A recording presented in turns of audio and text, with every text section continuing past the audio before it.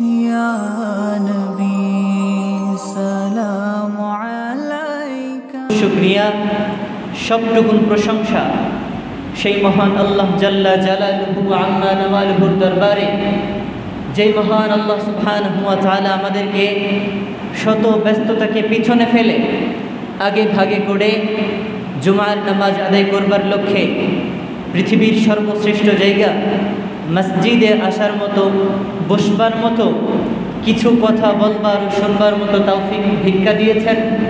সেই মালিকের দরবারে প্রাণ খুলে কালিমাতুশ শুকরিয়া আদায় পড়ি আলহামদুলিল্লাহ।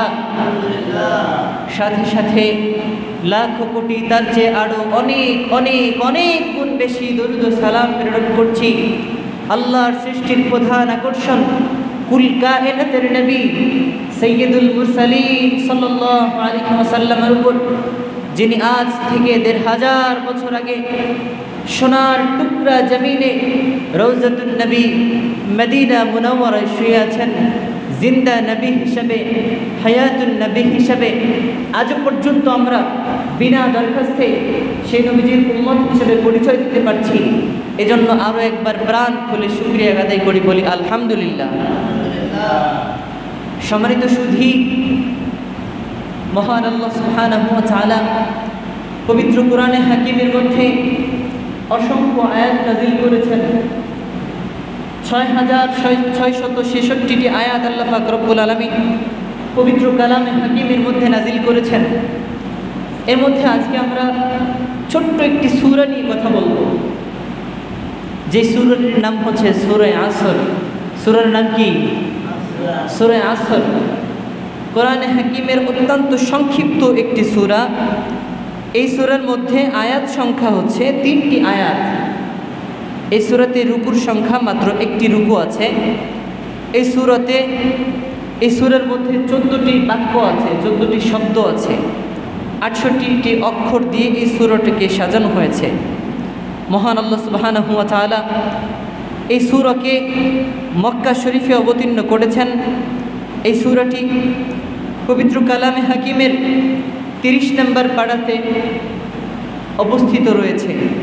সম্মানিত সুধী, এই সূরাটি সিরিয়ালের দিক থেকে সূরার যে সিরিয়াল আছে ১, ২, ৩ এভাবে সিরিয়াল অনুযায়ী এটা ১০৩ নম্বর সূরা। নাজিলের দিক থেকে ১৩ নম্বরে এই সূরাটি নাজিল হয়। সম্মানিত সুধী, এই সূরাটি যদিও একটি সংক্ষিপ্ত ছোট্ট একটি সূরা, তারপরেও এই সূরার মহত্ব, এই সূরার বড়ত্ব, এই সূরাটির ফজিলত অনেক অনেক বেশি। কন্যা সুবহানাল্লাহ। সম্মানিত সুধী, আসুন আমরা সকলে পবিত্র কালামে হাকিমের এই সূরাটির সমস্বরে তেলাওয়াত করি। সকলে আমার সাথে পড়েন, আউযু বিল্লাহি মিনাশ শাইতানির রাজীম, বিসমিল্লাহির রাহমানির রাহিম, ওয়াল আসরি ইন্নাল ইনসানা লাফী খুসর ইল্লাল্লাযীনা আমানু ওয়া আমিলুস সালিহাতি ওয়া তাওয়াসাউ বিল হক ওয়া তাওয়াসাউ বিল হক্কি ওয়া তাওয়াসাউ বিস সাবর। সাদাকাল্লাহুল আযীম। সম্মানিত সুধী, এই সূরাটির সরল অনুবাদ এরকম, মহান আল্লাহ সুবহানাহু ওয়া তাআলা শপথ করছেন, কসম করছেন। আল্লাহ পাক রব্বুল আলামিন বলছেন, শপথ মহাকালের, শপথ যুগের, শপথ সময়ের, শপথ আসরের সময়। কন্যা সুবহানাল্লাহ। সম্মানিত সুধী, আল্লাহ রাব্বুল আলামিন এই সূরার সর্বপ্রথমে নিজে কসম করেছেন। আল্লাহ রাব্বুল আলামিন শপথ করে বলছেন, শপথ যুগের, শপথ মহাকালের, শপথ আসরের সময়। দ্বিতীয় আয়াতে আল্লাহ পাক রব্বুল আলামিন বলছেন, ইন্নাল ইনসানা লাফি খুসর, নিশ্চয়ই নিঃসন্দেহে সমস্ত মানুষ তারা ক্ষতির মধ্যে পতিত হয়েছে, সকল মানুষ তারা ক্ষতিগ্রস্ত হয়েছে, সকল মানুষ ক্ষতির মধ্যে নিপতিত হয়েছে, তারা ক্ষতিগ্রস্ত হয়েছে। অর্থাৎ আল্লাহর ভাষায় আমরা সকলেই ক্ষতিগ্রস্ত, কি ঠিক কিনা? সম্মানিত সুধী, পরবর্তী আয়াতে আল্লাহ পাক রব্বুল আলামিন বলছেন ইল্লাল্লাযীনা আমানু ওয়া আমিলুস সলিহাত, ক্ষতিগ্রস্ত তো সকল মানুষ, কিন্তু ওই সকল মানুষ নয়, ওই সকল মানুষ ক্ষতিগ্রস্ত নয় যারা আল্লাহর উপরে ঈমান এনেছে। ইল্লাল্লাযীনা আমানু, যারা আল্লাহর উপরে ঈমান এনেছে, ওয়া আমিলুস সলিহাত, এবং নেক আমল করে, আল্লাহর উপরে ঈমান আনে, নেক আমল করে। এরপরে আল্লাহ পাক রব্বুল আলামিন বলেন ওয়া তাওয়াসাউ বিল হক, পরস্পর পরস্পরকে সত্যের কথা বলে সৎ উপদেশ দেয়, সত্য পথে চলার জন্য তাদেরকে উপদেশ দেয়, নির্দেশ দেয়। শেষ অংশে আল্লাহ পাক রব্বুল আলামিন বলছেন ওয়া তাওয়াসাউ বিস সবর, এবং পরস্পর পরস্পরকে ধৈর্য ধারণ করার ব্যাপারেও উপদেশ প্রদান করে। কন্যা সুবহানাল্লাহ। সম্মানিত সুধী, আল্লাহ সুবহানাহু ওয়া তাআলা পবিত্র কালামে হাকিমের মধ্যে এই সূরাটি নাযিল করেছেন। সূরার পরিধি যদিও ছোট, আল্লাহ পাক রব্বুল আলামিন অত্যন্ত সংক্ষিপ্ত পরিসরে এই সূরাটিকে যদিও নাযিল করেছেন, কিন্তু এই সূরার মধ্যে যত বেশি সারমর্ম রয়েছে, এই সূরার মধ্যে যত বেশি ব্যাখ্যা রয়েছে, এই সূরার বড়ত্ব এত বেশি, এই সূরার ফজিলত এত বেশি। তাফসীর গ্রন্থে মুফাসসিরিনে কেরাম লেখেন, তাফসীর ইবনে কাসিরের মধ্যে লেখা হয়েছে, তাফসীর ইবনে কাসিরের মধ্যে সূরা আসরের ব্যাখ্যা করতে গিয়ে লেখা হয়েছে, কোন মুসলমান যদি, কোন ইমানদার ব্যক্তি যদি এই সূরা আসরকে আমল করে, এই সূরা আসরকে তার জীবনের প্রতিটি জায়গায়, তার জন্মলগ্ন থেকে নিয়ে মৃত্যু পর্যন্ত, তার পারিবারিক জীবন, সামাজিক জীবন, ব্যক্তিগত জীবন, রাষ্ট্রীয় জীবন, সমস্ত জায়গায় যদি একজন মানুষ সূরা আসরকে অনুসরণ করে চলে, ওই মানুষের ইহকাল এবং পরকাল উভয় স্থায়ী সফল কাম হয়ে যাবে। আমার বাবাজিরা, একটু লক্ষ্য করে শুনতে হবে। ইমাম শাফিঈ রাহমাতুল্লাহি আলাইহি বলেন, এই সূরাটির ফজিলত এত বেশি, এই সূরার ফজিলত এত বেশি, এই সূরাকে যদি কেউ তার জীবনে বাস্তবায়ন করে, এই সূরাকে যদি তার জীবনে প্রতিফলিত করে, ইমাম শাফিঈ রাহমাতুল্লাহি আলাইহি লিখতেছেন, ওই মানুষটি আখিরাত এবং দুনিয়াতে উভয় জাহানে সফলতা অর্জন করতে সক্ষম হবে। হাদিস শরীফের মধ্যে এসেছে, নবীজির দরবারে এমন দুজন সাহাবী ছিলেন, দুজন ব্যক্তি ছিলেন, দুজন সাহাবী ছিলেন। এই সাহাবী ছিলেন দুজন, ওই মজলিস থেকে পৃথক হয়ে যেতেন না ততক্ষণ পর্যন্ত, যতক্ষণ পর্যন্ত একে অপরকে সূরা আসর তেলাওয়াত করে না শোনায়, ততক্ষণ পর্যন্ত তারা এক মজলিস থেকে উঠে যায় না, যতক্ষণ পর্যন্ত তারা একে অপরকে সূরা আসর পাঠ করে না শোনায়। কন্যা সুবহানাল্লাহ। আমার বাবাজিরা, এই সূরা আসরের গুরুত্ব এত বেশি। এবার আসেন মূল আলোচনায় প্রবেশ করি। আল্লাহ সুবহানাহু ওয়া তাআলা অত্যন্ত চমৎকার ভাবে জানান দিচ্ছেন, ওয়াল আসর, সময় শপথ। আল্লাহ পাক রব্বুল আলামিন বলছেন, শপথ যুগের, শপথ সময়ের, শপথ মহাকালের। আমার প্রিয় বাবাজিরা, আল্লাহ পাক রব্বুল আলামিন এখানে যে কসমটা করেছেন, মুফাসসিরিনে কেরাম এভাবে ব্যাখ্যা করেছেন। ব্যাখ্যাটা এমন হতে পারে, যদি বলা হয় সময় যুগের, তাহলে পূর্ববর্তী এবং পরবর্তী যুগের যত সব ইতিহাস, যত সব ঐতিহাসিক ঘটনাবলী আছে, এই সমস্ত ঘটনা থেকে আল্লাহ পাক রব্বুল আলামিন আমাদেরকে শিক্ষা নেবার কথা বলছে। যদি বলা হয় শপথ সময়ের, তাহলে ব্যাখ্যাটা এভাবে, কারণ আমরা মানব জাতি, আমরা মানুষের অবস্থা এমন, আমরা সবাই সময়ের ব্যাপারে উদাসীন। আমাদের কাছে সময়ের কোনো মূল্য নাই, আমরা সময়ের মূল্য দিতে জানি না। যাওয়ার কথা আসরের সময়, যায় মাগরিবের পরে। মসজিদে আসার কথা 12:30টায়, আসি আমরা 1:30টায়। এটা আমাদের খাসিয়াত, আমাদের মধ্যে সময়ের কোনো মূল্য নাই। অথচ একজন লেখক তিনি চমৎকারভাবে লিখেছেন, time and tide wait for none. সময় এবং স্রোত কারোর জন্য অপেক্ষমান নয়। কন্যা সুবহানাল্লাহ। সম্মানিত সুধী, সময় এটা কারোর জন্য অপেক্ষমান নয়। আজ আমরা সময়ের মূল্য দেই না, আমাদের কাছে সময়ের কোনো গুরুত্ব নেই।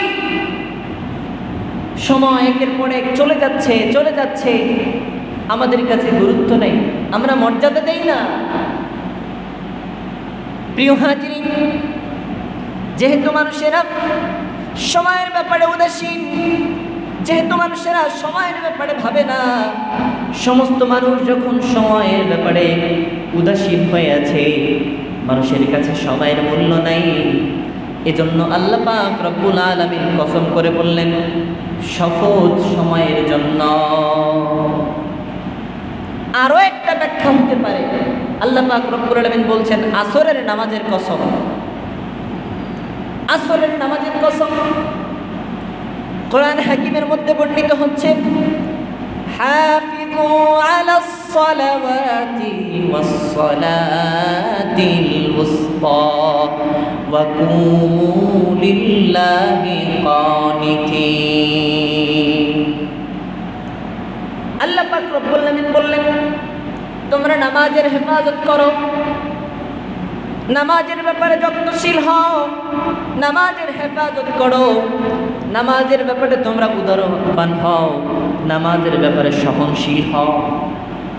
তবে আল্লাহ পাক রব্বুল আলামিন পরবর্তী কথা বললেন, ওয়াসসালাতিল উসতা, বিশেষ করে মধ্যবর্তী সময়ের নামাজ, বিশেষ করে মধ্যভাগের সময়ের নামাজকে আল্লাহ পাক রব্বুল আলামিন বলছেন, এই সময়ের নামাজকে তোমরা হেফাজত করবে।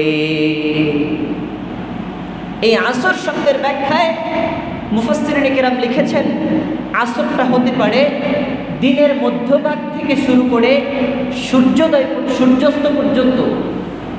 আবার কেউ বলেছেন আসরের অক্ত থেকে নিয়ে শুরু করে সূর্যাস্ত পর্যন্ত। আবার কেউ বলেছেন সূর্যাস্ত হওয়ার পূর্বের 1 ঘন্টা হচ্ছে আসর। যেহেতু এই সময়টা মানুষ দুনিয়ার রং রহস্যে মেতে উঠে, মানুষ দুনিয়ার রং রহস্যে মেতে উঠে, ঘুমের ঘরে কেটে যায় ফজর, তখন জাগে না যখন জোহর, আসর কেটে যায় হেলায় খেলায়, মাগরিবের আজানের সময় মুসলমানরা মদের আড্ডায় শামিল হয়ে যায়। আজকে তো মুসলমানদের অবস্থা এমন, আজকে তো আমাদের অবস্থা এমন, রাস্তায় চলতে এমন একটা সময় সামনে একটা মসজিদ পাওয়া গেল, মসজিদে নামাজ আদায় করা হলো। কিছু দূর যাওয়ার পরে একটি হোটেল পাওয়া গেল, একটি বার পাওয়া গেল। আমরা সেখানে মদ পান করতে অভ্যস্ত হয়ে যায়। অতএব মুসলমানেরা বোঝাতে চায়, নামাজের দ্বারা আমি আল্লাহকে খুশি করলাম, আর আমি শরাব পান করার দ্বারা বোঝাতে চাইলাম শয়তানও যেন আমার উপরে অখুশি না হয়ে যায়। কি ঠিক কিনা? আমরা বোঝাই নামাজ পড়ছি আল্লাহ খুশি থাক, নামাজ পড়ি নাই মদ পান করছি শয়তানও খুশি থাক, উভয় দিকে আমরা যাইতে চাই। এজন্যই তো আজকে আমাদের এত অধঃপতন, এজন্যই তো মুসলমান আজকে মার খায়। আমার বাবাজিরা, আল্লাহ রাব্বুল আলামিন পরবর্তী আয়াতে বলছেন, ইন্নাল ইনসানা লাফি খুসর আল্লাহ পাক রব্বুল আলামিন বলছেন নিশ্চয়ই, অবশ্যই, অবশ্যই, অবশ্যই। আল্লাহ রব্বুল আলামিন বলছেন অধিকাংশ মানুষ তারা ক্ষতিতে পতিত হয়েছে, তারা ক্ষতিগ্রস্ত হয়েছে। সমস্ত মানুষ তারা ক্ষতির মধ্যে নিপতিত হয়েছে, মানুষেরা তারা ক্ষতির সম্মুখীন হয়েছে। অতএব আল্লাহর ভাষায় আমরা সমস্ত মানুষ ক্ষতিগ্রস্ত হয়ে পড়ে আছি। এর পরবর্তী আয়াতে আল্লাহ পাক রব্বুল আলামিন তিনটি নীতির কথা বলছেন। কয়টি? তিনটি নীতির কথা বলছেন। আল্লাহ রব্বুল আলামিন মহাগ্রন্থ, সর্বকালের সর্বশ্রেষ্ঠ সাহিত্য শৈলী পবিত্র কালামে হাকিমের মধ্যে বলছেন ইল্লাল্লাযীনা আমানু ওয়া আমিলুস সালিহাত ওয়া তাওয়াসাউ বিল হাক্কি ওয়া তাওয়াসাউ বিস সাবর। আল্লাহ রাব্বুল আলামিন বললেন ইল্লাল্লাযীনা, তারা ব্যতীত, তারা নয় যারা ঈমান এনেছে। ইল্লাল্লাযীনা আমানু, তারা ব্যতীত যারা আল্লাহর উপরে ঈমান এনেছে। কি আনছে? আল্লাহর উপরে ঈমান এনেছে। সম্মানিত সুধী, ঈমান আমরা বলতে কি বুঝি? ঈমান মানে বিশ্বাস করা, তাই না? ঈমান অর্থ বিশ্বাস রাখা। আমরা তো মনে করি কালিমা পড়লেই মুসলমান। আজ আমাদের সামনে স্লোগান দেওয়া হয় কালিমা গো মুসলমান, এক হও, এক হও। অর্থাৎ কালিমা বলা মুসলমান, এক হও, এক হও। অথচ এভাবে বলা উচিত ছিল কালিমা বললেই কি মুসলমান হয়? কালিমা বললে যদি মুসলমান হয় তাহলে আজকে তারা ইসলামের পরোক্ষভাবে, প্রকাশ্যভাবে যারা ইসলামের বিরোধিতা করছে তারা কি? সুতরাং বলতে হবে যারা কালিমার উপরে অটল আছে তারা এক হও। প্রিয় হাজিরিন, আজ আমাদেরকে বোকা বলে পাঠিয়ে দেওয়া হচ্ছে, আমাদেরকে বোকা বলে পাঠিয়ে দেওয়া হচ্ছে। সম্মানিত সুধী, হাফেজ জালালউদ্দিন সুয়ুতি রাহমাতুল্লাহি আলাইহি তাফসীরে জালালাইনের ব্যাখ্যায় ঈমানের ব্যাখ্যা এভাবে করেছেন ইমতিসালুল আওয়ামির ওয়া ইজতিনাবুন নাওয়াহি। ইমতিসালুল আওয়ামির ওয়া ইজতিনাবুন নাওয়াহি, ঈমানের সংজ্ঞাটা তিনি এভাবে বলেছেন, অর্থাৎ আল্লাহ পাক রব্বুল আলামিনের সকল আদেশকে মেনে নেওয়া, আল্লাহ পাক রব্বুল আলামিনের সকল আদেশকে মেনে নেওয়া এবং সব নিষেধকে বর্জন করার নাম হচ্ছে ঈমান। এখন ভেবে দেখেন, আমি আর আপনি কি সব হুকুম মানতে পারছি? সব নিষেধ কি আমরা ছাড়তে পেরেছি?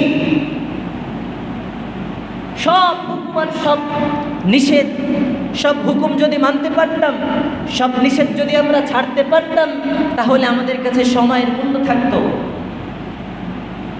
তাহলে আমরা সময়ের মূল্য দিতে শিখতাম। কি ঠিক কিনা?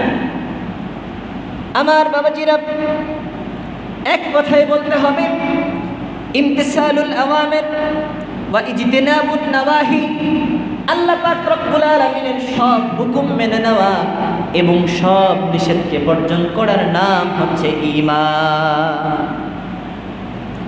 এক্ষেত্রে আল্লাহ পাক রব্বুল আলামিন বলছেন الذين يستمعون القول فيتبعون أحسنه أولئك الذين هداهم الله وأولئك هم أولو الألباب। আল্লাহ সুবহানাহু ওয়া তাআলা ইরশাদ করছেন, যেই মানুষগুলো আল্লাহর কথা, আল্লাহর বাণীকে দিলের কান লাগিয়ে শ্রবণ করবে, দিলের কান লাগিয়ে শ্রবণ করে এবং তদনুযায়ী আমল করে, আল্লাহ পাক রব্বুল আলামিন ওই সমস্ত মানুষদেরকে হেদায়েতের পথ দেখান। হেদায়েতের পথ কাদেরকে দেখান? যারা আল্লাহর কথা দিলের কান লাগায় শুনে, সুর না, আল্লাহর কথা মনোযোগ সহকারে শুনে অন্তরে সেটা লালন করে এবং সেই কথা অনুযায়ী আমল করে, আল্লাহ পাক রব্বুল আলামিন তাদের ব্যাপারে বলছেন আল্লাহ তাদেরকে হেদায়েতের পথ দেখায়। আল্লাহ সুবহানাল্লাহ, আল্লাহ তাদেরকে হেদায়েতের পথ দেখায়। শুধু তাই নয়, আল্লাহ পাক রব্বুল আলামিন বলছেন উলুল আলবাব,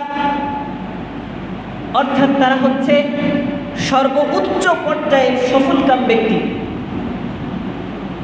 সম্মানিত সুধী, এখন আল্লাহর নির্দেশ, আল্লাহ পাক রব্বুল আলামিন বললেন আমার নিষেধ আমার আদেশ সব কিছু তোমরা মেনে নিবে। আর আমরা কি করলাম? আমরা বললাম আমাদের যেটা ভালো লাগছে আমরা সেটা মানছি, যেটা ভালো লাগছে না সেটা আমরা বর্জন করছি। কি আমাদের অবস্থা এইরকম কিনা? বলেন না, আমাদের অবস্থা এইরকম কিনা? যেখানে আমার সুবিধা আছে, যেখানে মানতে গেলে আমার সুবিধা হয় আমি সেটা মেনে চলি।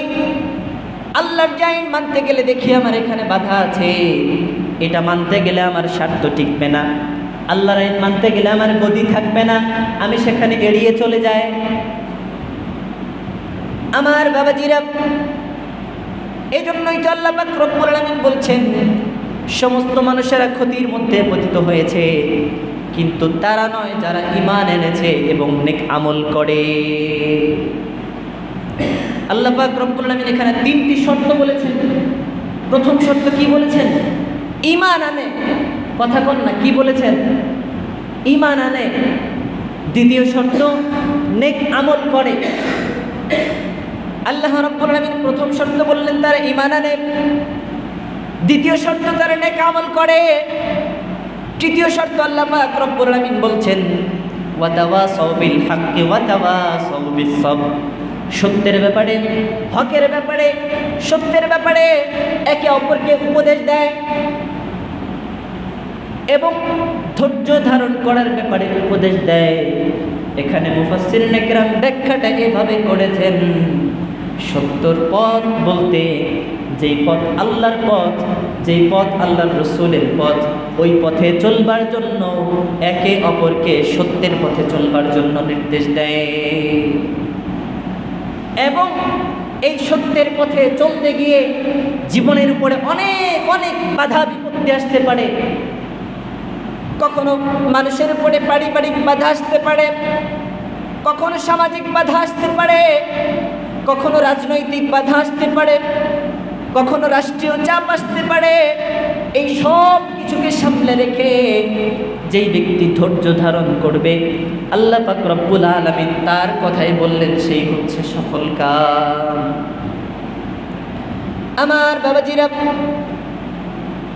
সাহাবায়ে কেরামের জীবনী খুঁজলে পাওয়া যায় সাহাবায়ে কেরামের অবস্থা এমন ছিল, তারা ইসলাম কবুল করতে গিয়ে নিজেদের কেমনভাবে বিসর্জন দিয়েছেন। হযরতে সালমান ফারসি রাদিয়াল্লাহু তাআলা আনহুর জীবনী খুঁজলে পাওয়া যায়, তার আত্মজীবনীটা অত্যন্ত চমৎকারভাবে লেখা হয়েছে। হযরতে সালমান ফারসি রাদিয়াল্লাহু তাআলা আনহু একজন সাহাবী ছিলেন। তিনি যখন ইসলাম গ্রহণ করলেন, ইসলাম গ্রহণের পূর্বে তার অবস্থাটা এমন ছিল, সালমান ফারসি রাদিয়াল্লাহু তাআলা আনহু তিনার বাবা একজন ধর্মযাজক ছিলেন, একজন খ্রিস্টান ধর্মের পাদ্রী ছিলেন। একটু লক্ষ্য করতে হবে, হযরতে সালমান ফারসি রাদিয়াল্লাহু তাআলা আনহু তিনার বাবা একজন ধর্মযাজক ছিলেন, তিনার বাবা একজন খ্রিস্টান ধর্মের পাদ্রী ছিলেন। আরেকটি বর্ণনায় পাওয়া যায় হযরত সালমান ফারসি একজন রাজা ছিলেন। একদিকে রাজা ছিলেন, অন্যভাবে তিনি ধর্মের পাদ্রী ছিলেন। এই সালমান ফারসির বাবা তার নিজের ধর্মের প্রশংসা পাবার জন্য, নিজের ধর্মকে মানুষের সামনে উপস্থাপন করবার জন্য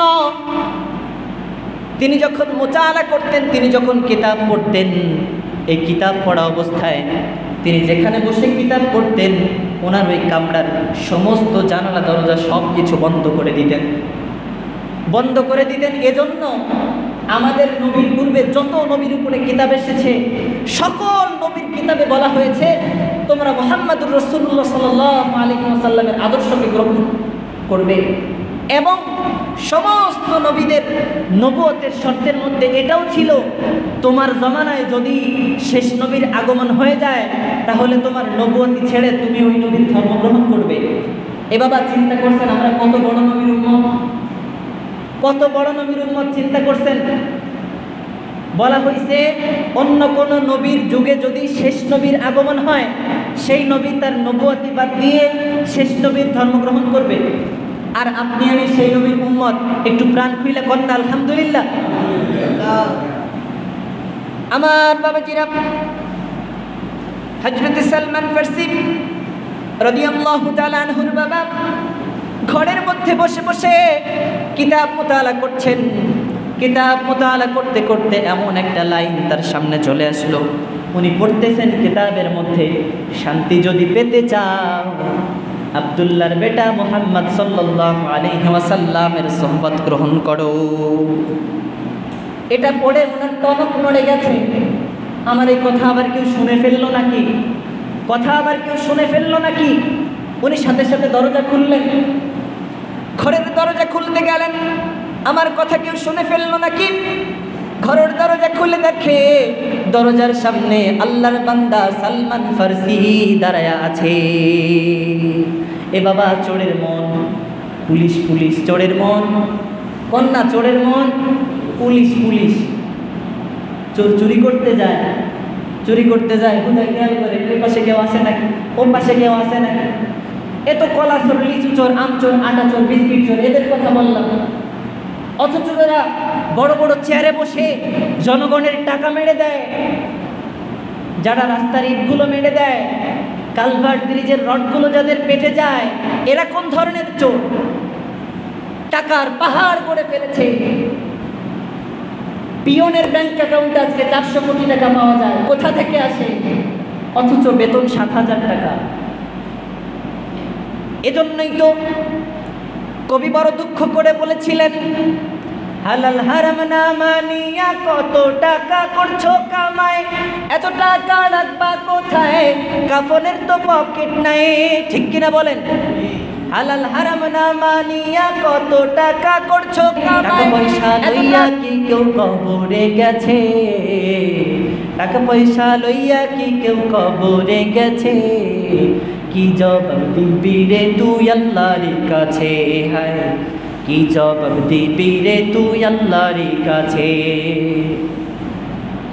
বাবাজিরা আমার বলছিলাম, আল্লাহর বান্দা সালমান ফারসি এই কথা তো বাবার কথা শুনে ফেলছে। এখন বাবা ডেকে বলতেছে, রে ও সালমান,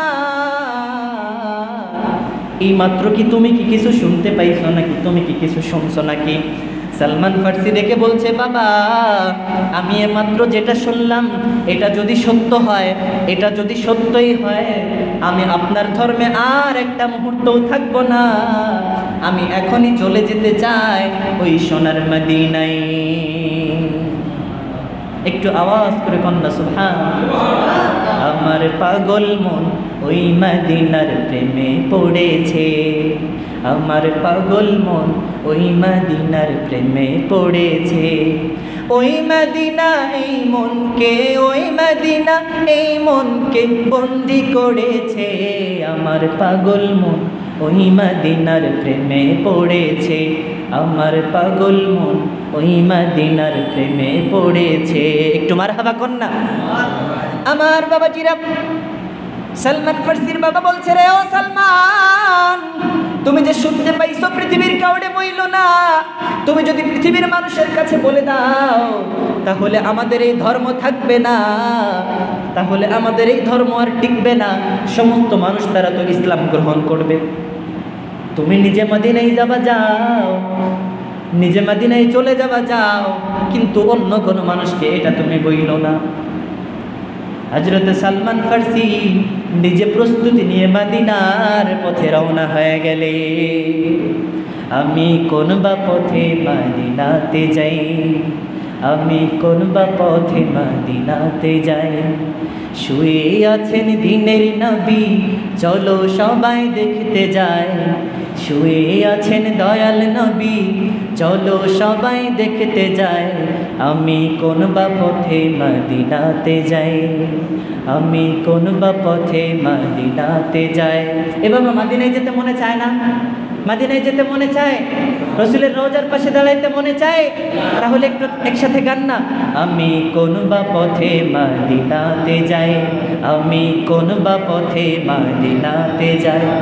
শুয়ে আছেন দিনের নবী, চলো সবাই দেখতে যাই, শুয়ে আছেন দিনের নবী, চলো সবাই দেখতে যাই, আমি কোন বা পথে মদিনাতে যাই। কন্যা আমি। আমার বাবাজিরা, হযরত সালমান ফারসি রাদিয়াল্লাহু তাআলা আনহু মদিনার পথে রওনা হয়ে গেলেন। মদিনার পথে রওনা হয়ে মদিনাতে তিনি প্রবেশ করলেন। কিন্তু সালমান ফারসি রাদিয়াল্লাহু তাআলা আনহু যুবক মানুষ, আমার নবীজির দরবার কোথায়? এই দরবার তো আর সালমান ফারসি চিনে না। উনি চিন্তা করলেন, আমি মদিনার একজন মানুষের কাছে জিজ্ঞাসা করব নবীজির দরবার কোথায়। এই লোক আমাকে লোকেশন বলে দিবে, এই লোকে আমাকে ঠিকানা বলে দিবে, আমি তার বাতলে দেওয়া পথ অনুযায়ী আমার প্রিয় নবীজির দরবারে আমি চলে যাব। আমার বালিগোনা এলাকার মুসলমান ভাইরা, একটু গভীর মনোযোগ দিয়ে শুনতে হবে। হযরত সালমান ফারসি যেই ভাবা সেই কাজ। একটি বাড়ির দরওয়াজায় নক করলেন, একটি বাড়ির দরওয়াজায় নক করলেন, বাড়ির ভেতর থেকে দরজা খোলা হলো। সালমান ফারসি ডেকে বলছেন, ও ভাই, আমাকে বলে দেন নবীজির দরবারে কিভাবে যাব, নবীজির দরবারে আমি কিভাবে যাব, আমি তো পথ চিনি না, আমাকে একটু পথ চেনায় দেন। ও বাবাজি, কপাল যদি খারাপ হয়, প্রবাদ কথায় আছে, যেখানে বাঘের ভয় সেখানে সন্ধ্যা হয়, আছে না? যেখানে বাঘের ভয় ওখানে সন্ধ্যা হয়।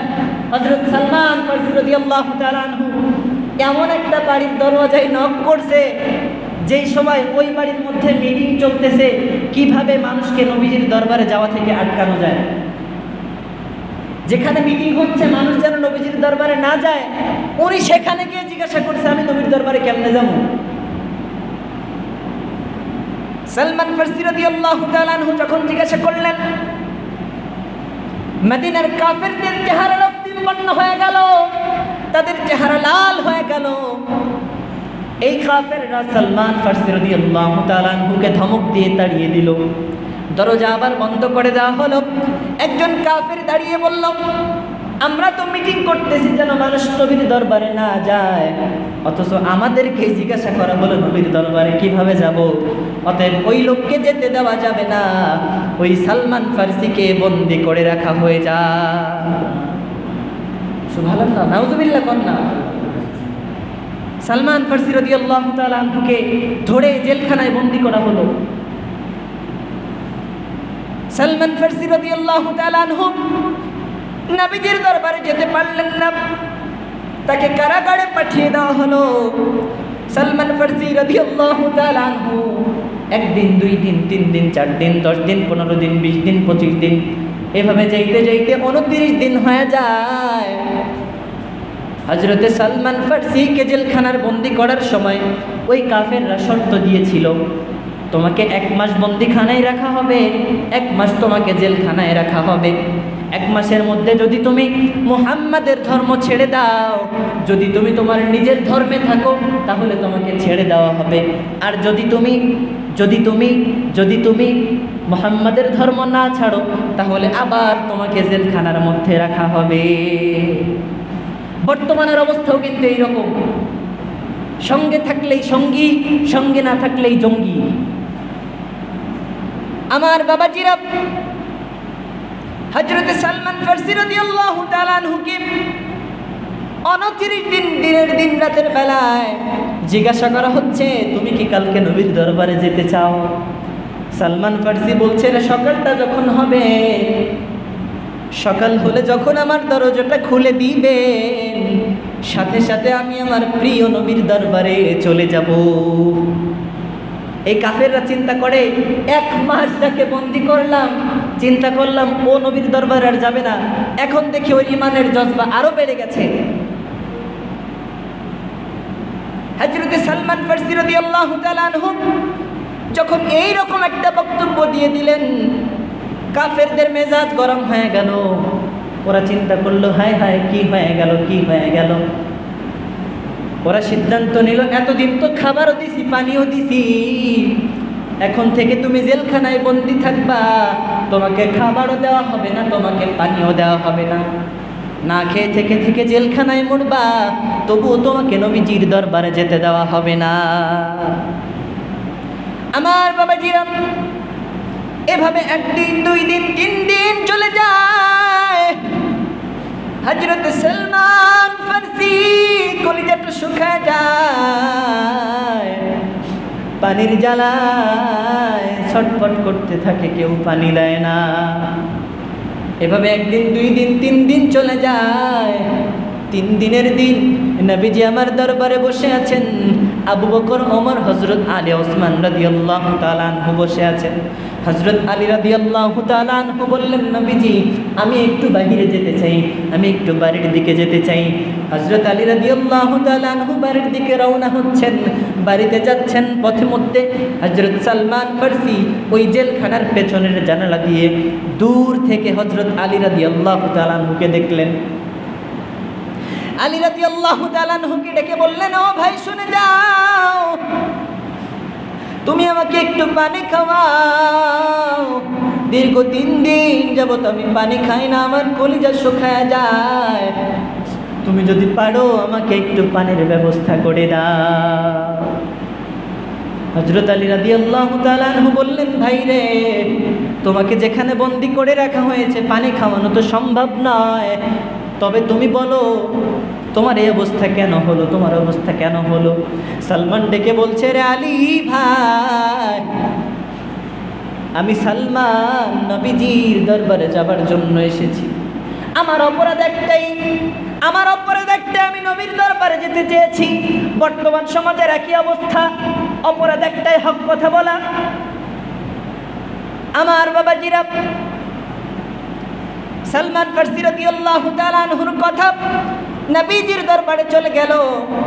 নবীজি আমার চিন্তায় পড়ে গেলেন। হযরত আবু বকর রাদিয়াল্লাহু তাআলা আনহুকে বললেন, আবু বকর তুমি যাও, তুমি তো নরম মানুষ, ইহুদিকে গিয়ে বলবা নবীজি মুক্তি দিতে বলছে। আবু বকর সিদ্দিক রাদিয়াল্লাহু তাআলা আনহু হাঁটি হাঁটি পা পা করে ইহুদিদের বাড়ি চলে গেলেন। বাড়িতে গিয়ে বললেন সালমানকে মুক্তি দাও, নবীজি মুক্তি দিতে বলেছেন। ইহুদিরা বলে দিল, তোমার হাতে মুক্তি দেওয়া যাবে না, তোমার নবীকে আসতে বলো। হযরত ওমর রাদিয়াল্লাহু তাআলা আনহু নবীর দরবারে বসা। ওমর রাদিয়াল্লাহু তাআলা আনহু দাঁড়ায় কয়, হুজুর অনুমতি দেন, আমি যাই। হুজুর শুধু অনুমতি দেন, সালমান রে কে না ছাড়ে এটা আমি দেখব। এই হচ্ছে হযরত ওমর রাদিয়াল্লাহু তাআলা আনহুর অবস্থা। সম্মানিত সুধী, হযরত সালমান ফারসি রাদিয়াল্লাহু তাআলা আনহু জেলখানা থেকে বের হয়ে নবীজির দরবারে এসে কালিমা পড়ে ইসলাম গ্রহণ করুক, এটা কে কে চান? কে কে চান একটু হাত তুলেন না। হযরত সালমান ফারসি রাদিয়াল্লাহু তাআলা নবীজির দরবারে এসে মুসলমান হোক, কে কে চান? আল্লাহ পাক রব্বুল আলামিন আমাদেরকে শোনার তৌফিক দিন, বলেন না আমিন। আজকে বলার সময় নাই, আগামী জমায় বলা হবে।